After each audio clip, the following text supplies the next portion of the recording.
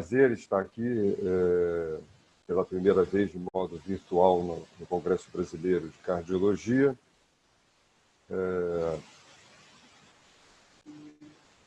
A minha apresentação é sobre aplicabilidade clínica e utilização das calculadoras de risco cardiovascular.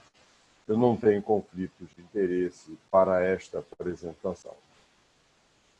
É importante que, numa recente avaliação, a doença cardiovascular é a principal causa de morte no mundo. Isso não é novidade, mas essa mortalidade, 80% dela está em países subdesenvolvidos ou em desenvolvimento. 2/3 de todos os países têm tido aumento da mortalidade cardiovascular entre adultos na faixa etária de 35 a 64 anos. Alguns dos scores de risco classificam os pacientes a partir dos 40 anos de idade. Esse estudo de 2001 mostra jovens doadores de transplantes cardíacos assintomáticos, 146 homens, 116 mulheres, com uma idade média de 33 anos de idade, que apresentaram 52% de aterosclerose.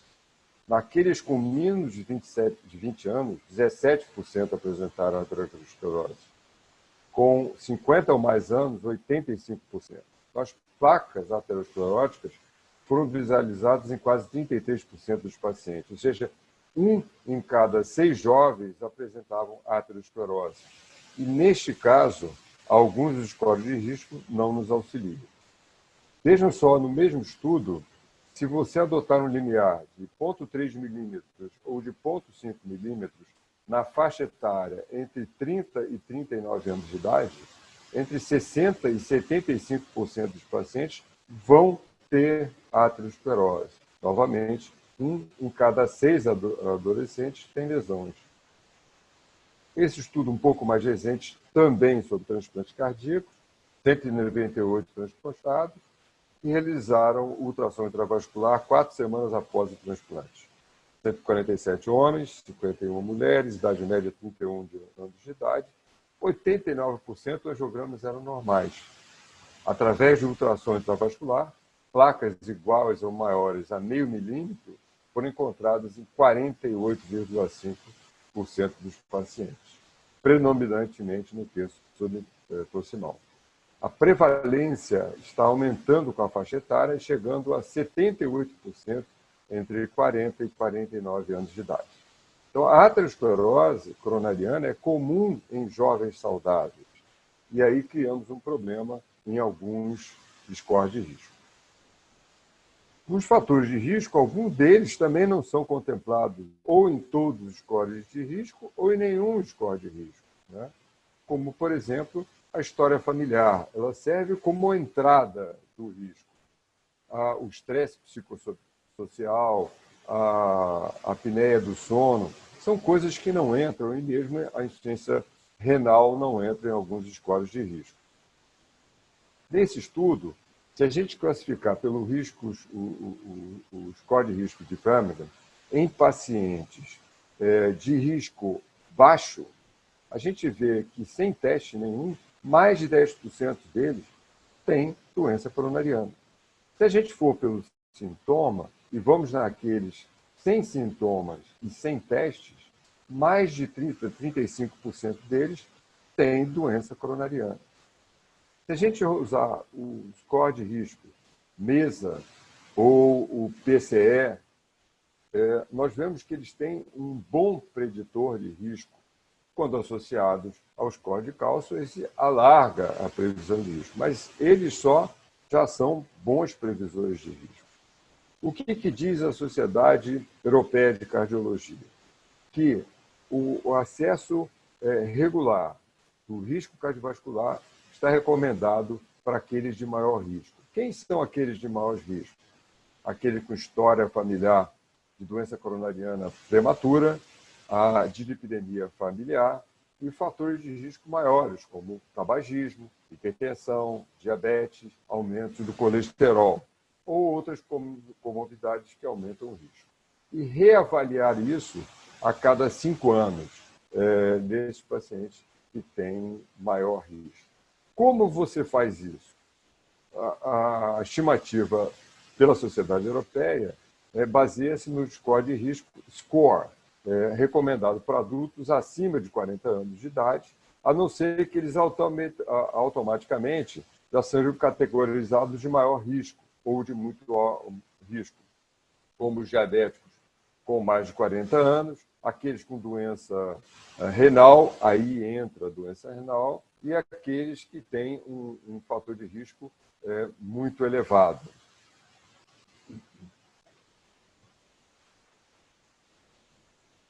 E aqui, os scores de risco são o suficiente?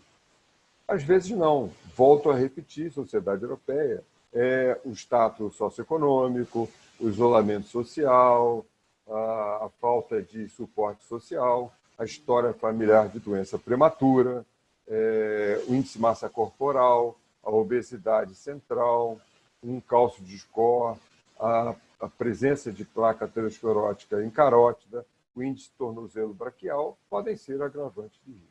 Então, o score de risco é muito bom, ele precisa de mais algumas coisas, em alguns casos, para definir melhor o paciente. O que dizem os americanos? Para aqueles adultos entre 40 e 75 anos de idade, deve-se avaliar rotineiramente o risco cardiovascular e calcular o risco de doença cardiovascular em 10 anos pelo Pooled Cohort Equations, que é o PCE. Para adultos, isso é classe 1. Para adultos entre 20 e 39 anos, é razoável o acesso dos riscos tradicionais pelo menos a cada 4 a 6 anos. É 2A. Outro 2A é adultos com risco borderline, entre 5% e 7,5%, para 10 anos. Ou intermediário, maior ou igual a 7,5% até menos de 20%. Nesse caso, razoável usar outros fatores para melhorar a avaliação do risco desse paciente. Aqui está o Pooled Cohort Equation, usado pelo American College of Cardiology. Aí vocês podem ver que contam a idade, o gênero, raça, a pressão arterial sistólica, diastólica, colesterol total, o HDL e o LDL. A história de diabetes, que ou foi tabagista, se está em tratamento para hipertensão, se usa estatina ou se está em uso de aspirina. A gente vê que aqui ele é mais abrangente do que era anteriormente, mas ainda não é definitivo. Então, para a mulher e para homens, tem pontuações e não classificam pacientes com menos de 30 anos de idade e vai até os 75 anos de idade. Aqui é o da mulher e esse aqui é o do homem. Mas existem algumas coisas que já são suficientes aqui pela Sociedade Brasileira de Cardiologia para classificar de alto risco ou de muito alto risco, né? Através de a avaliação de aterosclerose subclínica, além do score de risco. Aqui a gente pode ver a avaliação feita pelo risco score, que é o risco europeu. Então, tem idade, sexo, pressão sistólica, colesterol, HDL, tabagismo ou não. Esse é um score mais simples, com menos informação. Porém, na Europa, eles usam um score que bota a homem, mulher, idade a partir dos 40 anos, o nível de pressão, fumante ou não fumante, e o colesterol, e classificam esse paciente.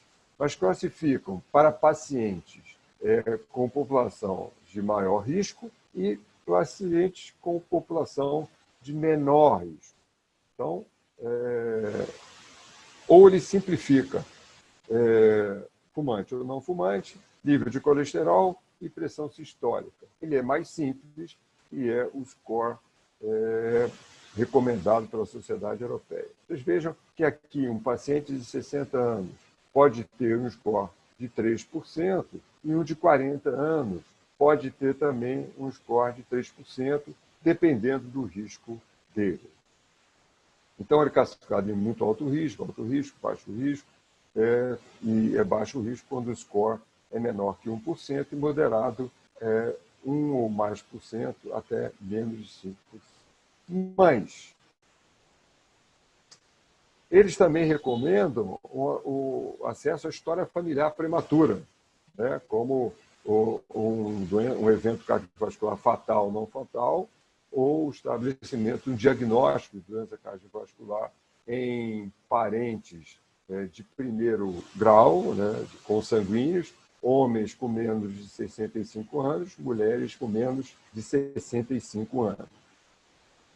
Também o risco psicossocial deve ser avaliado através de entrevistas e é um fator classificado como 2A. Fora isso, existem outros fatores em pacientes jovens, né?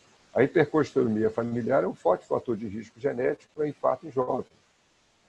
No registro Partners Young MI, usuários de maconha e cocaína foram encontrados como pacientes de maior risco. E 10% dos infartos com menos de 50 anos de idade tinham hipercolesterolemia familiar. A lipoproteína A pequeno também e a história familiar são fatores de risco independentes, estão fora dos scores de risco. Então, um LDL menor que 190 e um risco cardiovascular de 10 anos de menor de 10, ele não está imune a eventos cardiovasculares. E pense bem, se o risco de 10 anos é de 5% aos 45 anos de idade, será que é preciso esperar chegar a um risco de 10% com a avançada idade? No estudo de meta, tem duas definições, em duas coortes, do que é uma história familiar jovem. Uma é infarto paterno até 55 anos de idade e materno 60 anos. A outra considerou o infarto em parentes consanguíneos em homens antes de 50 anos e mulheres antes de 55 anos de idade. Mas os scores de risco são suficientes, quer dizer, eles resolvem o nosso problema? E aqui vou apresentar dois casos clínicos. Esse é um caso de uma mulher de 49 anos de idade, tem uma pressão lábio, se queixa de taquicardia. Ela é dislipidêmica. A mãe é hipertensa e teve morte súbita aos 67 anos.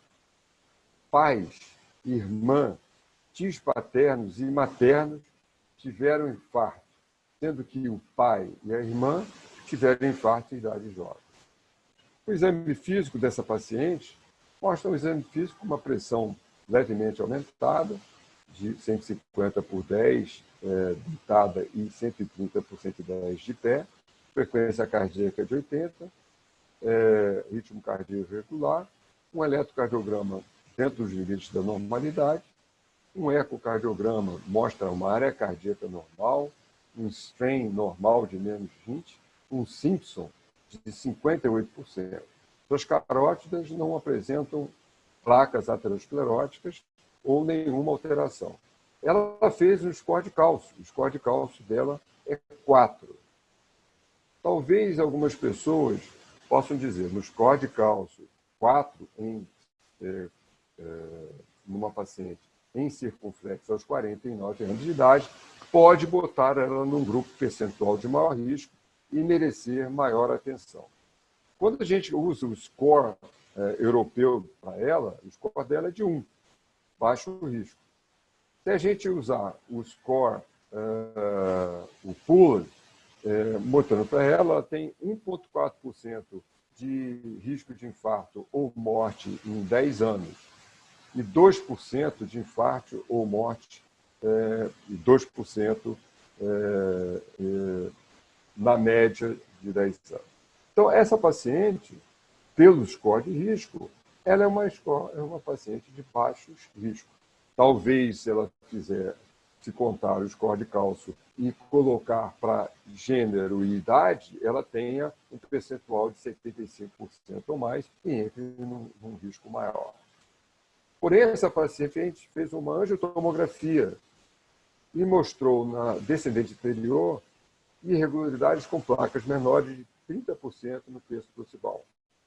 Mostrou uma diagonálise com uma obstrução de 50% com remodelamento positivo, teoricamente, de maior gravidade de instabilidade. Na circunflexa, irregularidade menor de 30%, e na coronária direita, uma ectasia no terço médio de 4,5 milímetros. Portanto, esta é uma paciente de maior risco. Um outro caso é um paciente masculino, 34 anos, provavelmente, certamente ele está fora da maioria dos scores de risco. O pai foi revascularizado aos 60 anos de idade. Já coloca ele em maior risco? Provavelmente. Colesterol 299, triglicerídeos 182, HDL 42, LDL 221 e um não HDL 257. Esse paciente já está no maior risco. Ele fez um teste ergométrico que foi positivo com um ínfra de 2 milímetros nas derivações inferiores. O score de risco dele, quando colocado no Puller, deu 2% ou 1% na média de infarto ou morte. Então, esse paciente poderia ser classificado de baixo risco pelo score e não pelo histórico. O score de cálcio dele é 0 e o score risk é menor em 40 anos. E aqui, pela angiotomografia, a gente vê que ele tem uma placa não classificada de 30% a 40% na descendente anterior proximal com remodelamento positivo. Esse é um paciente de maior risco. Portanto, eu gostaria de concluir que nós não temos um score ideal. Nós não temos um score voltado para as características da população brasileira, que é muito heterogênea. Mas, olha a Europa. A Europa, o mercado comum tem 12 scores porque tem populações heterogêneas dentro do mercado comum europeu. Devemos, sim, usar os scores rotineiramente. Eu não tenho a menor dúvida disso.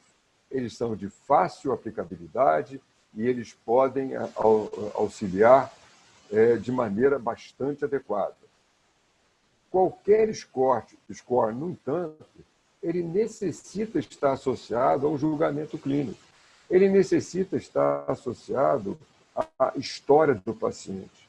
Ele necessita estar associado ao exame clínico do paciente. A história própria é a história familiar, portanto, o exame clínico e a história clínica do paciente, eles vêm antes do score. O score pode complementar o score, o exame físico e a história do paciente e alguns exames básicos já podem colocar o paciente num patamar de alto risco ou de muito alto risco.